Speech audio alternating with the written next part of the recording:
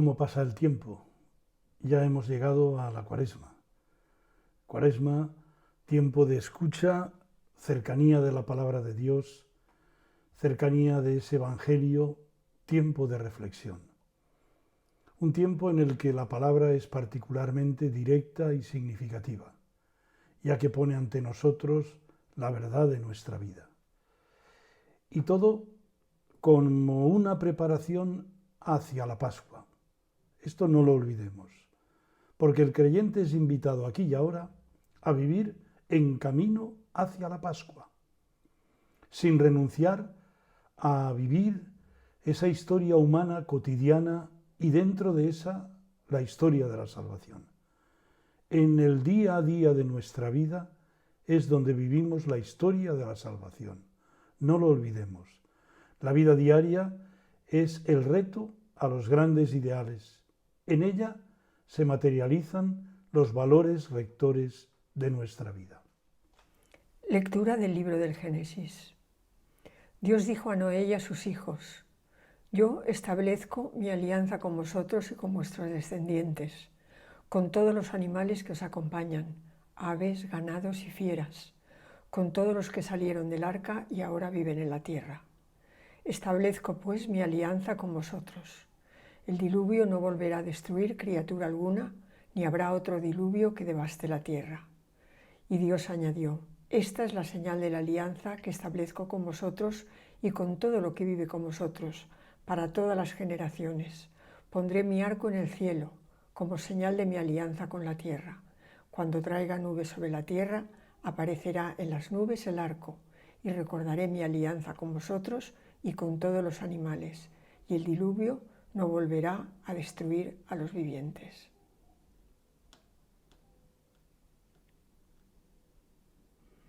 Tus sendas, Señor, son misericordia y lealtad para los que guardan tu alianza.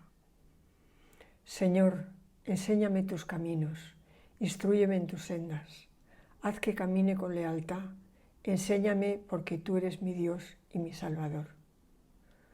Recuerda, Señor, que tu ternura y tu misericordia son eternas.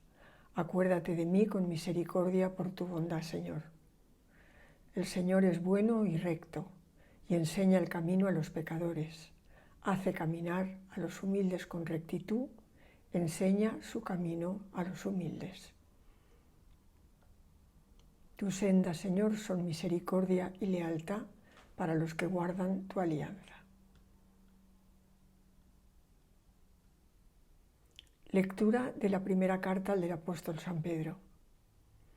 Queridos hermanos, Cristo sufrió su pasión de una vez para siempre por los pecados, el justo por los injustos para conducirnos a Dios. Muerto en la carne pero vivificado en el Espíritu fue a predicar incluso a los espíritus en prisión, a los desobedientes en otro tiempo, cuando la paciencia de Dios aguardaba en los días de Noé a que se construyera el arca, para que unos pocos, es decir, 8 personas, se salvaran por medio del agua.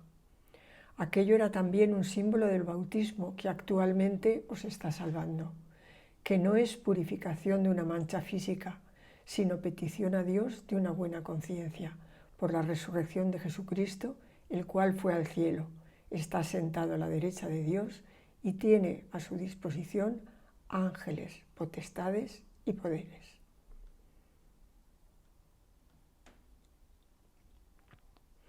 Lectura del Santo Evangelio según San Marcos. En aquel tiempo el Espíritu empujó a Jesús al desierto.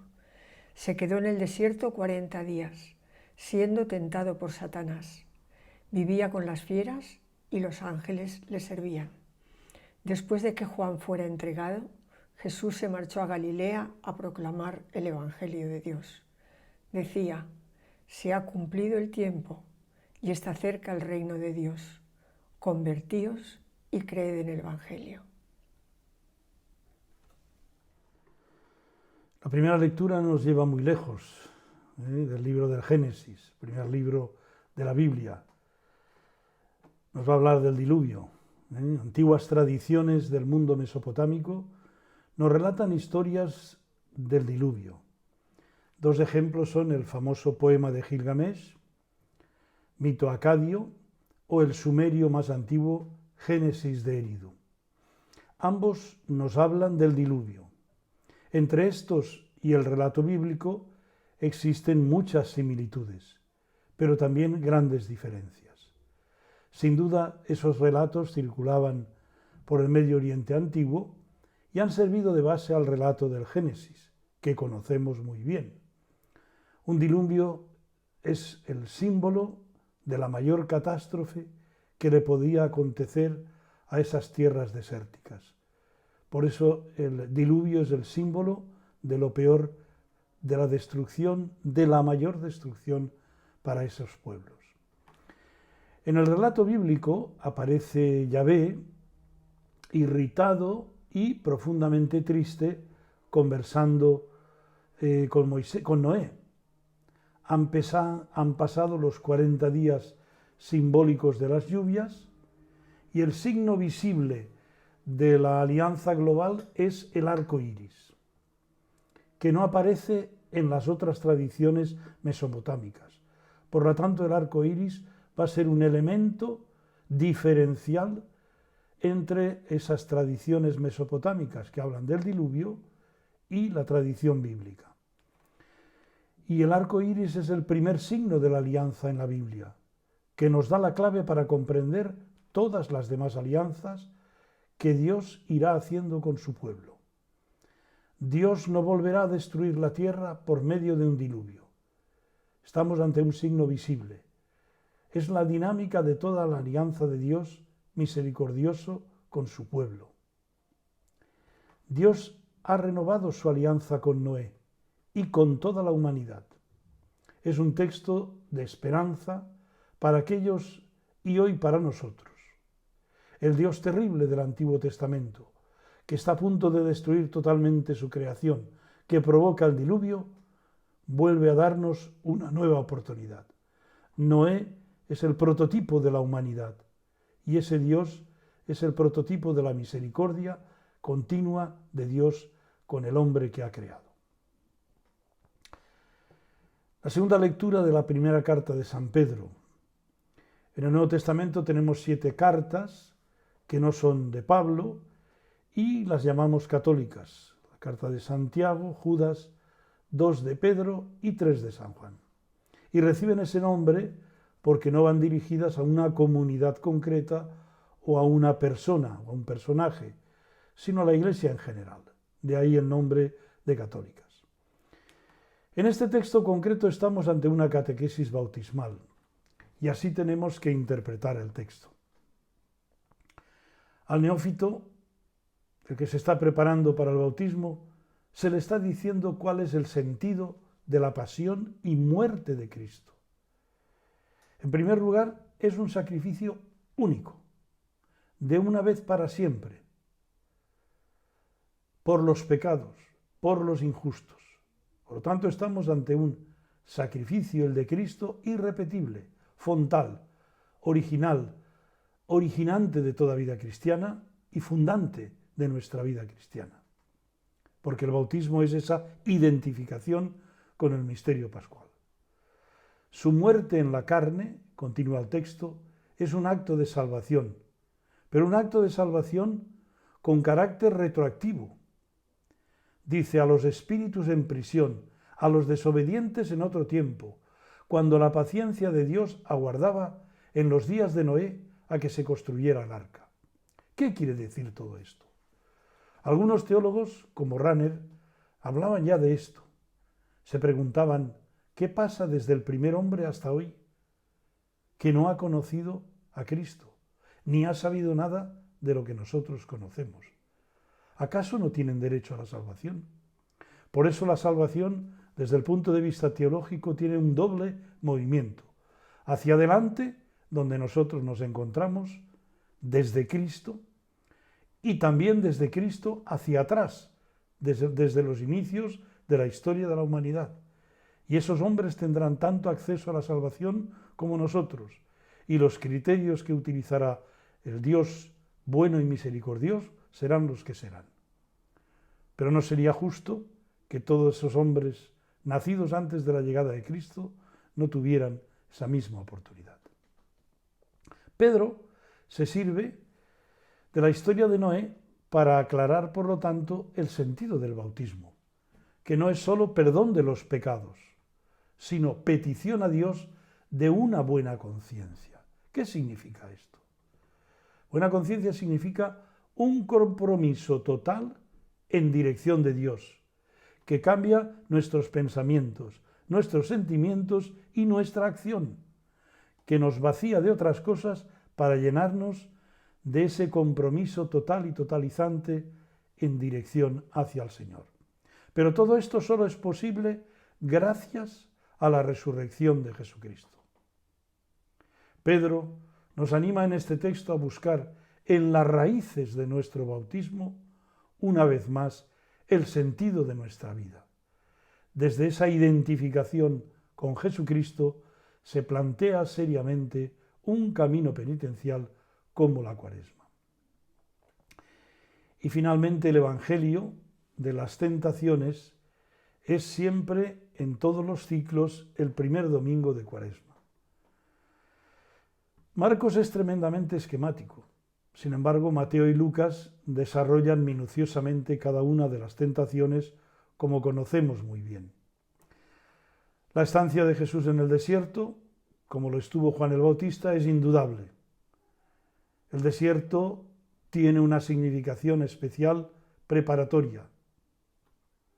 Es un tiempo de tentación, pero también de purificación.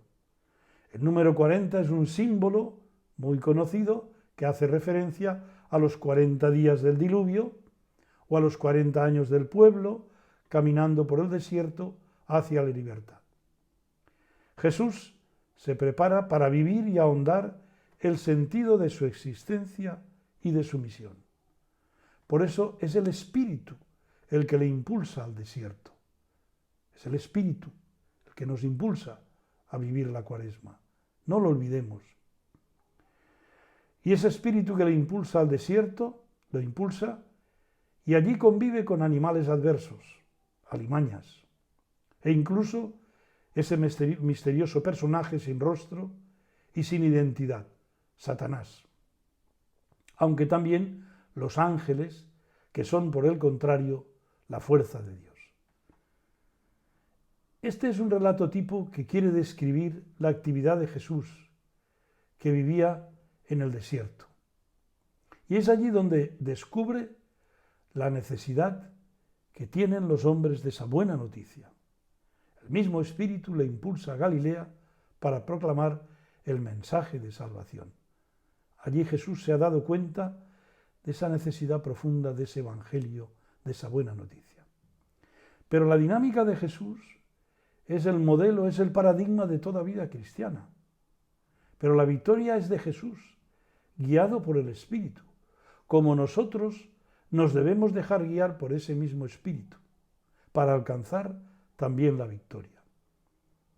Jesús fue tentado durante todo su ministerio.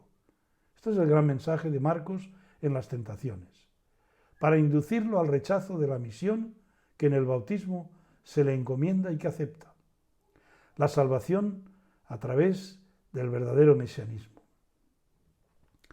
Y nuestra vida cristiana transcurre también entre esos polos, esos dos polos. Es la tensión del día a día de la vida cristiana. En un monasterio del centro francés, que tuve ocasión de visitar varias veces hace años, San Benito en el Loira, recuerdo que hay un pórtico románico precioso. Y en un capitel está esculpida la imagen de un hombre, un cristiano.